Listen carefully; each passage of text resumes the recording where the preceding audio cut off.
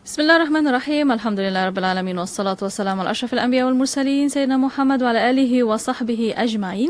Alhamdulillah bersama kembali dengan program pada malam ini Tafaqquh Fiddin, dan bersama kami di studio IKIM FM Ustaz Adlan Abdul Aziz. Assalamualaikum Ustaz. Waalaikumsalam warahmatullahi wabarakatuh. Apa khabar hari ini? Alhamdulillah. Alhamdulillah alamin. Dan Ustaz insya-Allah pada malam ini akan bincangkan tentang tajuk antara tawadhu' dan takabur. Silakan Ustaz untuk mukadimahnya. Baik, terima kasih DJ Mona. Pertama, terima kasih kepada Radio IKIM. Assalamualaikum warahmatullahi wabarakatuh kepada semua yang mendengar dan juga yang menonton. Tajuk kita malam ini masih lagi meneruskan huraian kitab ringkasan Riyadhus Salihin, dan di antara tajuk itu ialah bagi tuan-tuan yang mempunyai buku boleh merujuk kepada muka surat 399 dengan tajuk terpujinya sifat tawadhu' dan tercelanya sifat sombong ataupun takabur. Pertamanya ialah Islam amat menyarankan dan menggalakkan umatnya agar mempunyai sifat-sifat yang terpuji, dan di antara sifat yang terpuji yang mahmudah, yang biasa disebut sebagai sifat yang mulia, ialah tawadhu'. Dan tawadhu' ini lawannya ialah al-kibr ataupun takabbur, iaitu tawadhu' dengan maksud rendah diri dan takabbur ataupun al-kibru dengan maksud sombong. Jadi betapa hebatnya Islam ini menekankan sifat yang ada dalam hati dan jiwa, bukan hanya menjaga luaran semata-mata. Maka kita lihat Islam mementingkan sudah pastinya kesucian dan kebersihan luaran, yang sampai menjadikannya syarat kepada sahnya solat dan ibadah. Tetapi Islam juga meletakkan kesucian hati, dan di antara sifat yang menunjukkan kesucian hati itu adalah tawadhu', merendahkan diri. Dan tawadhu' ini kita lihat dalam Al-Quranul Karim dan juga hadis Nabi SAW yang kita akan bacakan nanti, mempunyai pertamanya ialah galakan untuk kita bersifat tawadhu'. Yang kedua ialah ganjaran sifat tawadhu', dan yang ketiganya ialah amaran dan juga balasan bersifat takabur. Dalam Al-Quran Al-Karim Allah Subhanahu wa taala berfirman, di antaranya dalam kitab kita ini disebutkan firman Allah dalam surah Asy-Syu'ara, "Wakhfid janahaka liman ittaba'aka minal mu'minin." Yang menariknya kata ulama ketika menguraikan ayat ini ialah arahan tawadhu' ini, wakhfid janahaka, ini ialah seperti burung merendahkan sayap, dan bila dia terbang dia mengembangkan sayap, bila turun dia merendah dan menutupkan sayap dan tenang. Maka menunjukkan tunduk ke bumi, rendahkan diri. Jadi perintah ini kata ulama menariknya ia ditujukan kepada Nabi kita Muhammad sallallahu alaihi wasallam. Wakhfid janahak. Jadi kaf itu, kamu itu maksudnya ialah Rasulullah. Maka bagindalah orang yang pertama yang dituntut untuk tawadhu', merendahkan diri. Apatah lagi kita yang bukan Nabi dan bukan Rasul, bahkan manusia yang biasa. Maka perintah ini pertamanya ia amat besar, amat penting, sehingga ia diwajibkan ke atas Nabi dan Rasul. Yang kedua pentingnya ia adalah kerana disuruh kita merendahkan diri kepada orang-orang beriman. Bermakna di kalangan manusia ini, apabila manusia itu beriman kepada Nabi dan Rasul, dia mengikut. Liman ittaba'aka minal mu'minin, maksudnya orang ikut kamu. Maka bila biasanya orang yang diikut, dia akan mudah sombong. Dan pengikut ini bermakna dia perlu ikut saja. Jadi kemungkinan untuk seorang pemimpin yang ada pengikut itu untuk takabur itu ada. Maka Rasulullah diperintahkan sebagai seorang Nabi dan Rasul dan seorang pemimpin, mesti ada sifat rendahkan diri. Dan yang ketiganya ialah yang penting, bagaimana baginda sallallahu alaihi wasallam telah pun mengamalkan, mentaati perintah ini dan mengamalkannya, sehingga kita akan lihat dalam hadis-hadis baginda nanti bagaimana baginda menerjemahkan bermakna sifat tawadhu' dalam hati. Mungkin kita boleh lihat orang tu tunduk, jalan tunduk ke bumi, mukanya, matanya tunduk, nampak macam dia ini tawadhu'. Tapi itu belum lagi mencapai tahap bukti tawaduk. Maka baginda sallallahu alaihi wasallam sepanjang baginda hidup telah membuktikan kepada kita, menunjukkan contoh.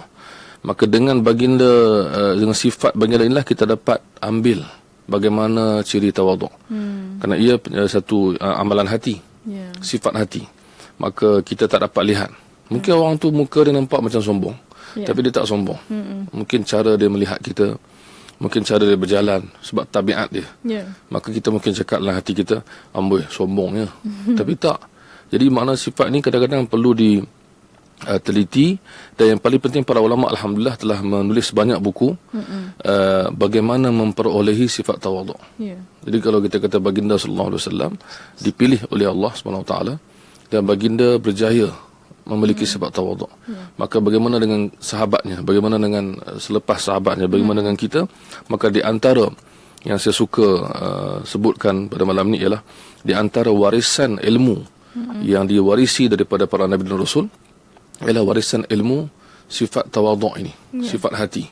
Jangan kita menyangka hanya ilmu tentang Quran dan hadis yang zahir, hukum hakam saja.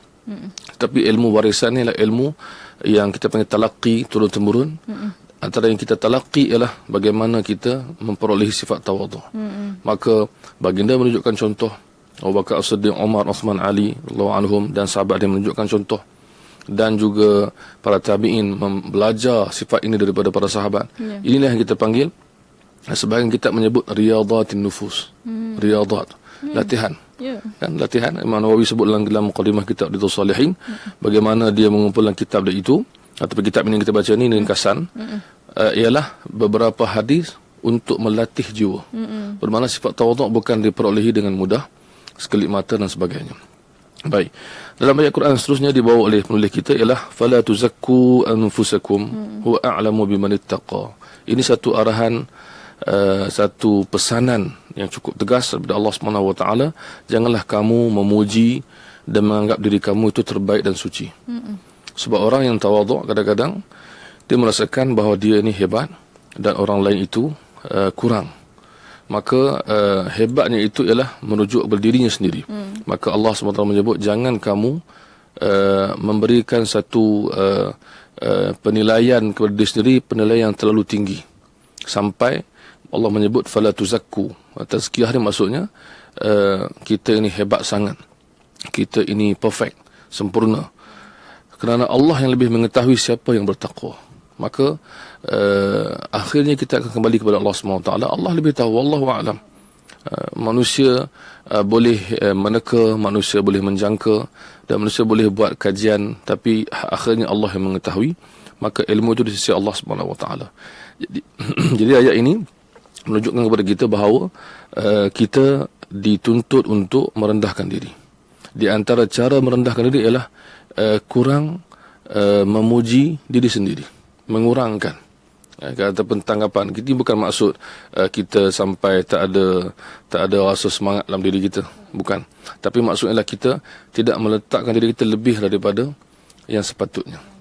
Jadi bila orang puji kita, maka kita kena hati-hati.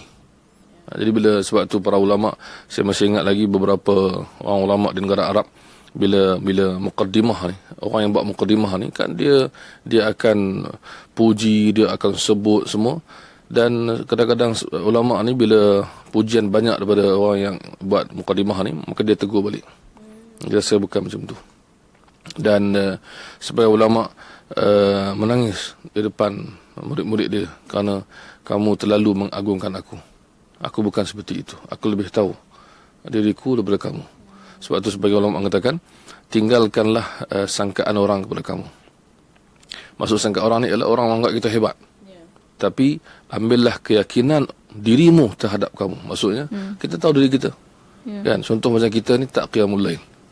Tiba-tiba orang puji kita, Masya Allah, dia ni qiyamul lail, kita kata minta maaf. Maksudnya tak payah angkat sangat. Ya? Orang ni tak hafal Quran, kita kata Masya Allah hafiz Quran. Dan kadang-kadang orang hafal Quran yang sahabat-sahabat saya yang rendah diri, mereka hafiz Al-Quran, tapi mereka tak nak disebut-sebut sangat. Sebab apa? Sebab ada yang mengatakan kita pernah hafiz dan mungkin kita lupa beberapa ayat sejak kita dah dapat title tu. Dan sebagian sahabat saya yang hafiz Quran ni, mereka bergurau dengan saya. Mereka kata jangan panggil saya Al-Hafiz, panggil saya Al-Habis. Al-Habis sebab ada habis hafal.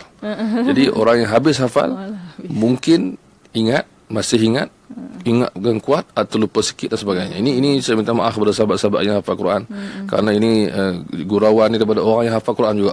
Dia rendah diri. Maka dia kata, saya ni ustaz, janganlah panggil saya Al-Hafiz, saya ni Al-Habis saja.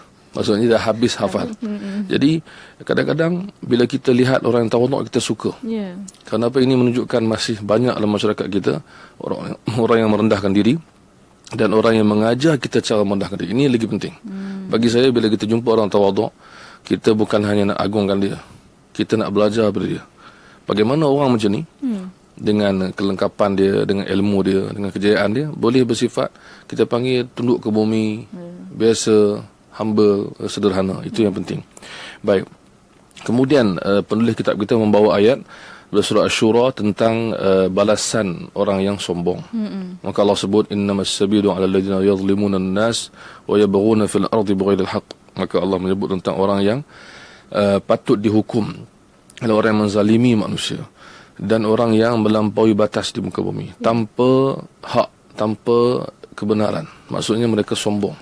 Maka sombong ini berkaitan dengan kezaliman, berkaitan dengan menafikan hak, mengambil hak. Maka ia ada banyak sifat-sifat lain. Kezaliman ni berasal daripada al-kibr, dalam hati sombong. Baik, itu sebagai mukadimah. Ya, alhamdulillah. Terima kasih Ustaz. Dan kita berehat seketika, kembali selepas ini.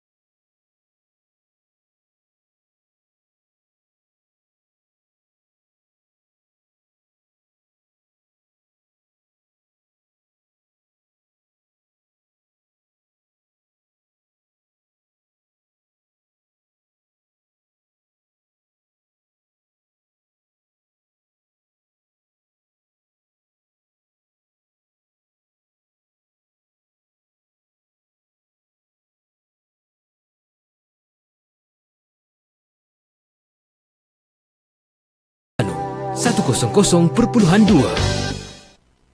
IKIM FM, pilihan utama anda. Masih lagi bersama program pada malam ini bersama Tafaqquh Fiddin bersama Ustaz Adlan Abdul Aziz pada malam ini. Dan Ustaz masih bincangkan tentang tajuk antara tawadhu' dan takabur.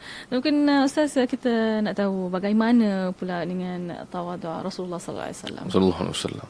Maka kita lihat baginda sendiri seorang rasul, seorang nabi, bahkan manusia yang terbaik, kasih Allah, penghulu Nabi dan Rasul.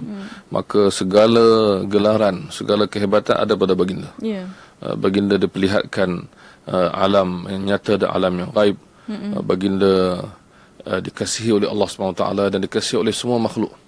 Maka biasanya orang yang ada banyak kedudukan sebegini, maka terbuka jalan untuk dia takabur.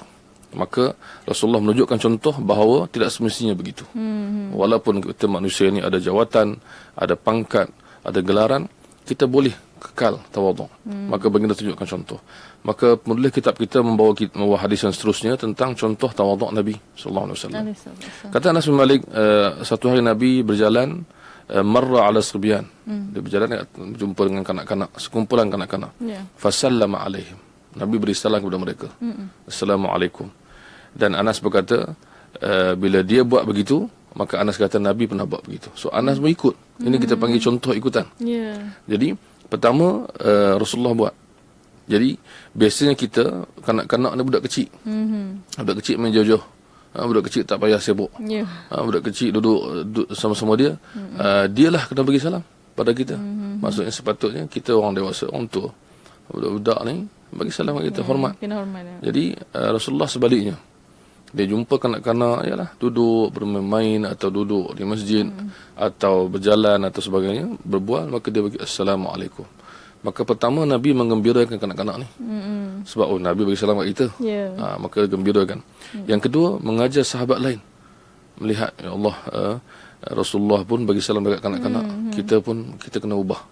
Bermakna ini satu benda yang cukup tinggi daripada baginda sallallahu alaihi wasallam. Sama macam sifat lain, kalau kita boleh selitkan hadis bagaimana Nabi mencium kanak-kanak kecil dan cucu dan sebagainya. Maka salah seorang sahabat bernama Al-Aqra', dia kata, aku ada 10 orang anak, seorang pun aku tak cium, wahai Rasulullah. Macam satu style budaya dia mungkin. Maka Nabi kata, man la yarham la yurham. Siapa yang tak mengasihi, tak tunjukkan, maka dia tak dikasihi. So kita kasih ni kena tunjuk.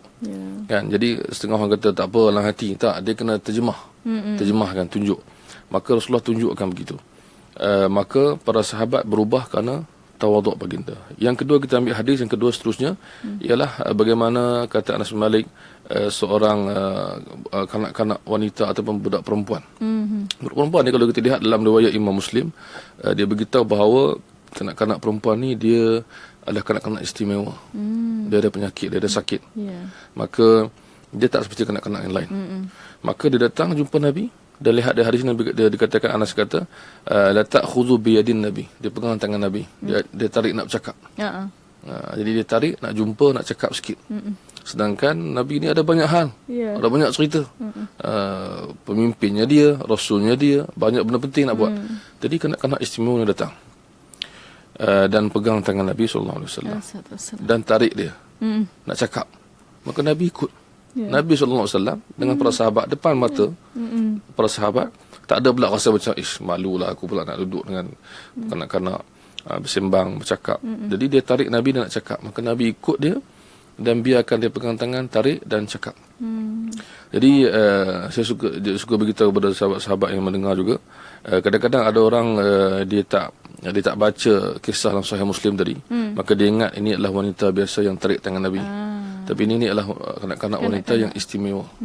Bahkan kalau dia dewasa pun dia istimewa. Maksudnya dia perlukan perhatian dan dia dilayan secara orang yang sakit. Maka dirawat. Maka Rasulullah SAW tidak komplain. Tidak kata macam saya minta maaf, saya sibuk. Walaupun begitu tak kata apa, ikut saya dan dengar sampai habis. Dan juga dalam hadis yang lain, Nabi SAW kata Anas bin Malik, kalau ada orang nak bisik sesuatu, ini akhlak Nabi, dia tak mau cakap depan-depan, takut orang dengar mungkin isu peribadi, maka dia, Rasulullah saya nak cakap sikit.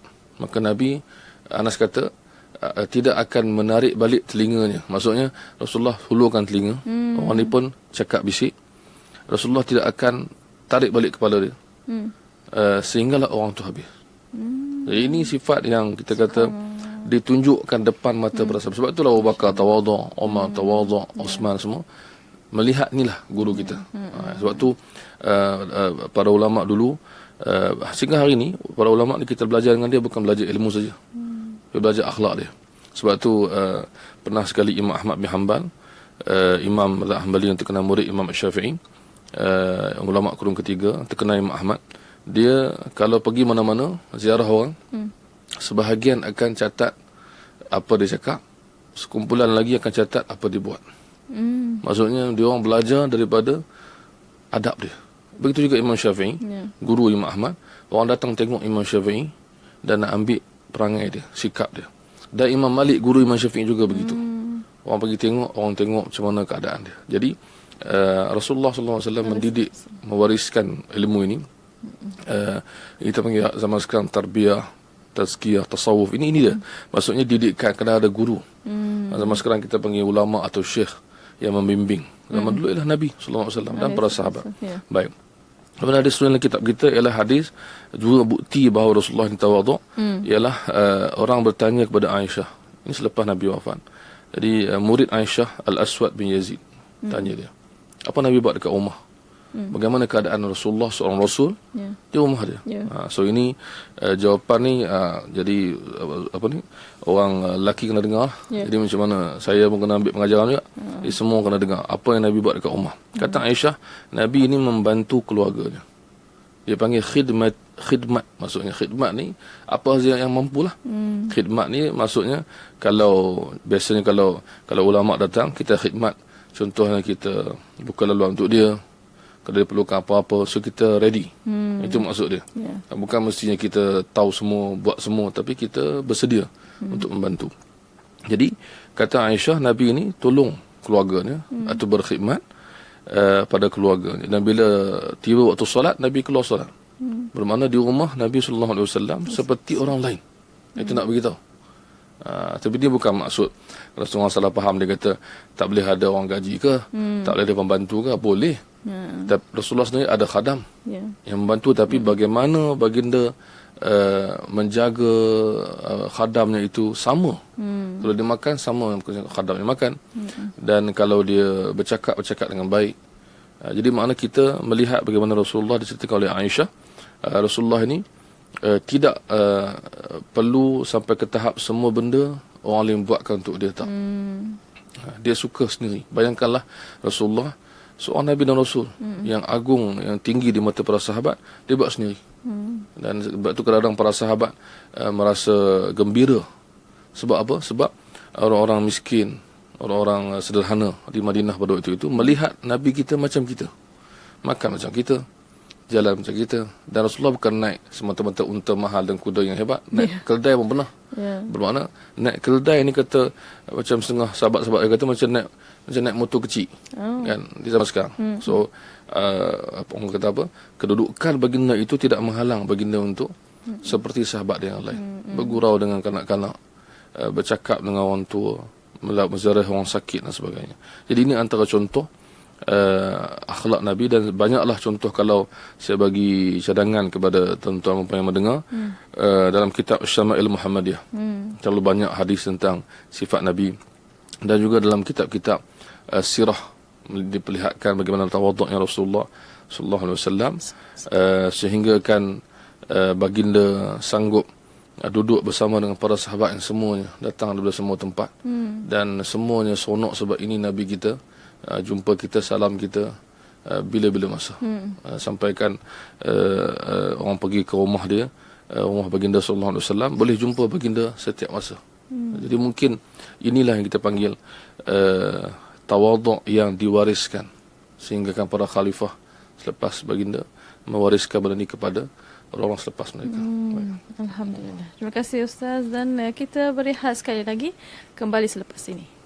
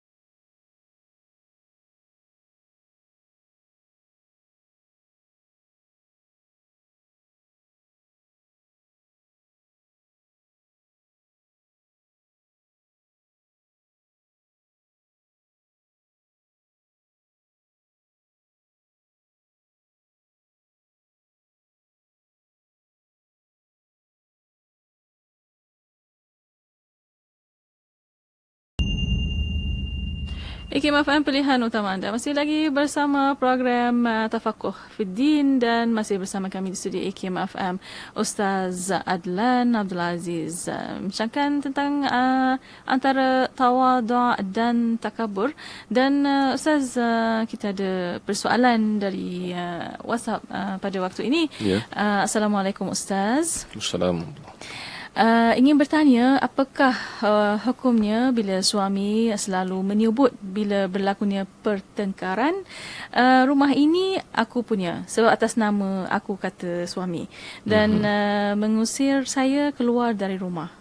Saya keliru Ustaz, dan apa yang patut saya lakukan? Saya nampak si suami terlalu bangga diri dengan kata-katanya. Ya. Persoalan ni melibatkan banyak perkara berkaitan dengan rumah tangga, berkaitan dengan soal suami isteri. Ya. Cuma yang menariknya ialah bila soalan yang ditanya tentang tajuk kita iaitu takabur. Sememangnya di antara tanda takabur ni ataupun penyebab takabur ni pertama ialah kerana kita memiliki banyak benda. Ya. Jadi ini satu benda yang bersifat kita panggil secara fitrah. Manusia ni bila dia anggap dia memiliki, maka dia mudah untuk menyebut dan sebagainya. Contohnya dia kata, ini aku yang buat, ini aku yang ini aku yang ini. Maka ini dipanggil sebahagian ulama kata ini sebagai dia kata melupakan Allah yang memberi nikmat. Ya. Jadi dari segi sebenarnya apa yang kita miliki hari ini semua Allah yang bagi. Allah yang beri. Dan teringat nasyid Ustaz Asri, arwah Ustaz Asri rahimahullah, yang tajuk dia mana milik kita. Maksudnya apa yang kita miliki sebenarnya. Jadi tapi kadang-kadang bila manusia ni marah dan ataupun dia terlupa, maka dia akan sebut, ini saya punya, ini saya yang beri. Sebab tu kita bimbang dengan sikap menyebut aku ni ataupun ana, saya. Maksudnya seperti mana Qarun. Bila Qarun kita tahu orang sekarang pun tengah cari harta dia, harta Qarun. Banyak sangat orang buat treasure hunt. Harta Qarun ni dia menjawab dengan jawapan yang saya rasa patut dijadikan pengajaran kepada kita. Bila orang cakap Qarun jangan sombong, Qarun, nasihat yang disebut dalam surah Al-Qasas.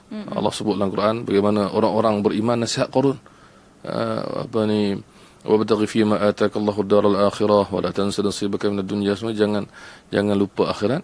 Maka jangan lupakan dunia, tapi tumpukan akhirat, ambilan dunia yang sepatutnya, jangan zalim. Apa Qarun jawab? Jawapan ni kita ambil pengajaran pada kisah dan soalan tadi. Iaitu Qarun jawab, innama utituhu ala ilmin indi.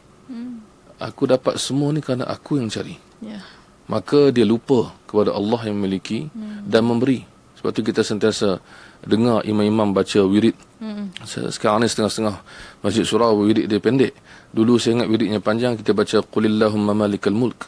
Katakanlah bahawa Allah, wahai Tuhanku, yang memiliki segala kekayaan dan kekuasaan. Tu'til mulka man tasha. Engkau yang beri kepada orang yang kau kehendaki.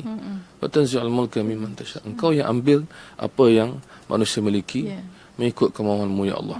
Maksud sekarang ni, orang ni kita nasihatkan kepada diri kita dan yang mendengar dan kepada yang bertanya supaya kita menyedari bahawa nikmat yang kita miliki Allah yang beri. Itu yang pertama. Yang kedua, bila berlaku perkara sebegini, bukanlah jalan keluarnya ialah dengan menyebut apa yang kita telah beri. Dibimbangi menyebut ini dipanggil mengungkit yang disebut al-man. Bila kita sedekah ke orang, bila kita bagi sesuatu, kemudian satu masa kita kata, engkau jangan lupa aku sedekah kat engkau.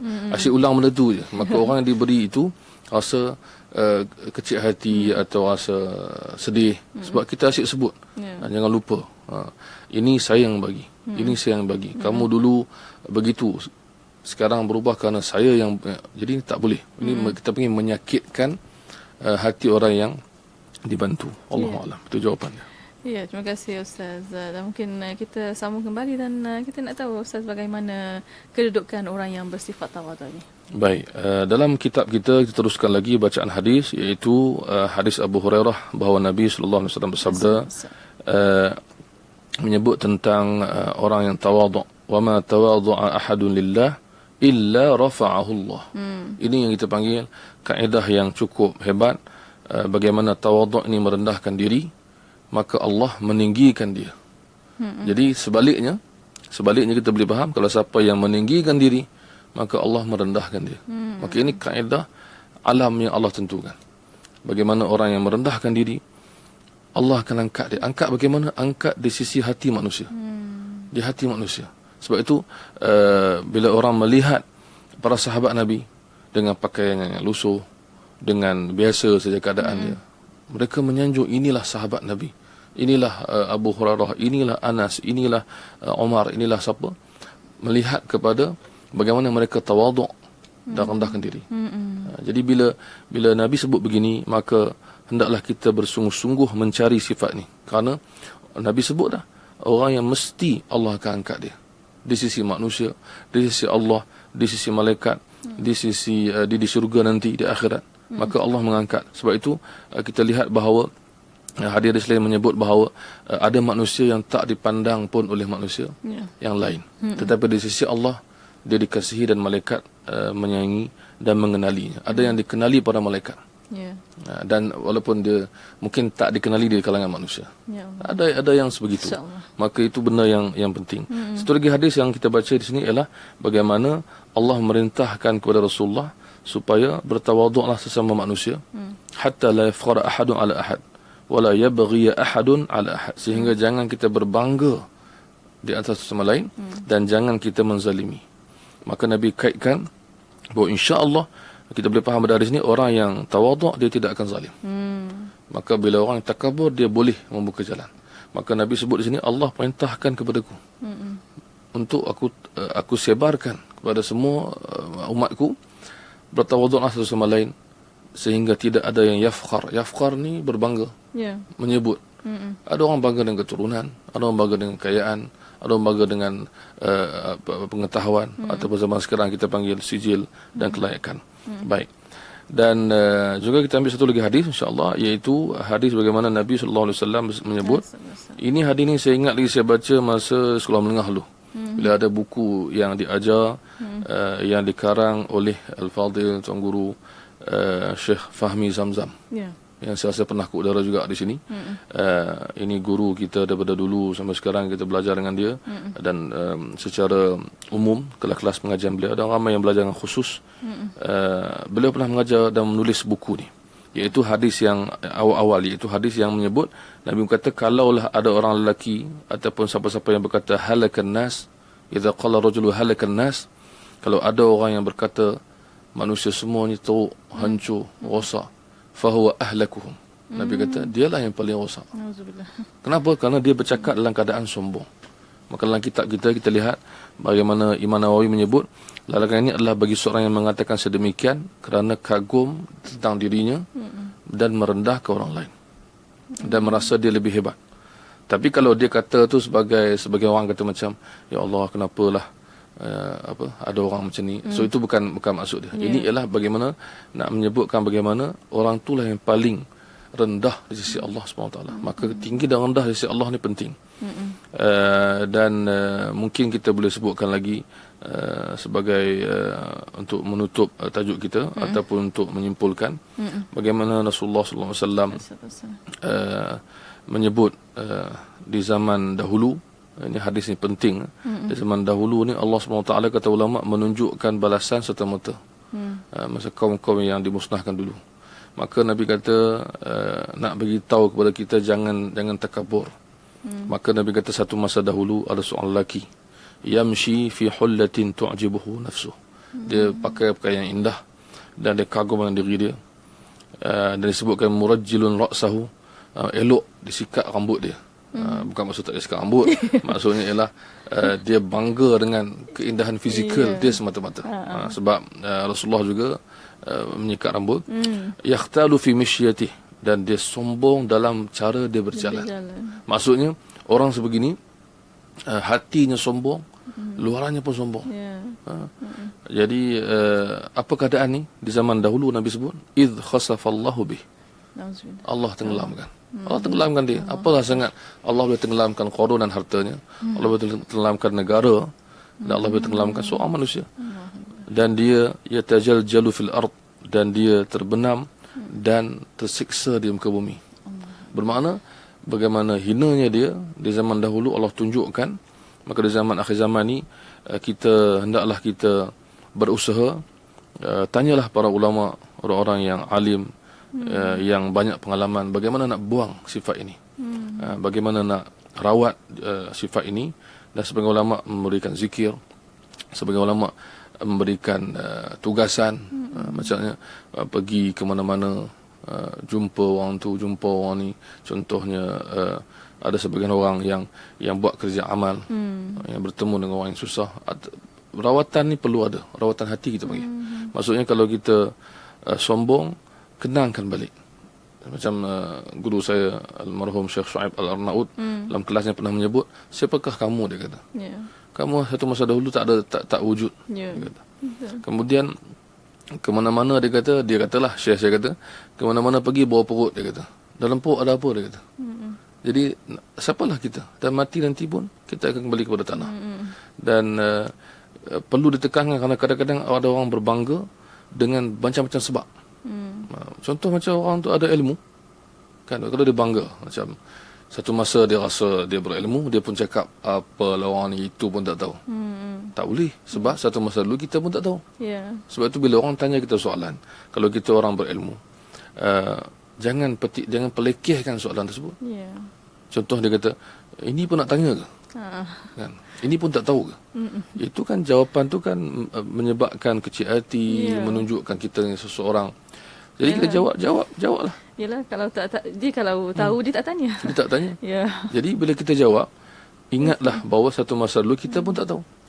First pun dia respect orang tu, dia sebab tu dia tanya. Sebab tu kita kena respect balik.